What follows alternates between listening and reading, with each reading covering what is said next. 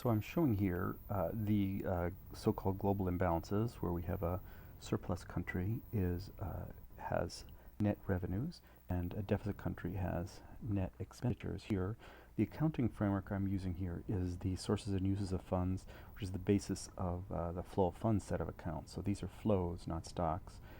Goods and services account is above this line here, and financial account is below the line. The question is, how does this goods and services account flow get financed below the line?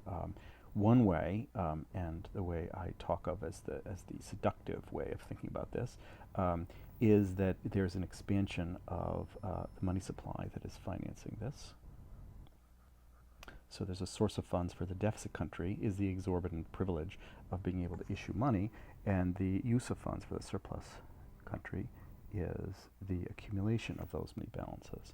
So in this case, the deficit country is the U.S., let's say, and this, or let us say the gold producers under a gold standard system, and the surplus country is the rest of the world.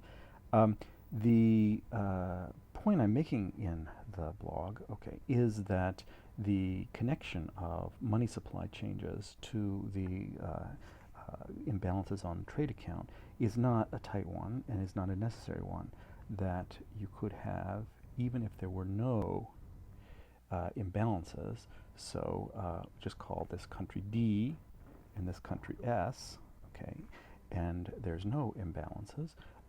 There could be expansion of the money supply through changes completely below the line, accumulation of financial assets instead of expenditure, and accumulation of financial liabilities instead of revenues.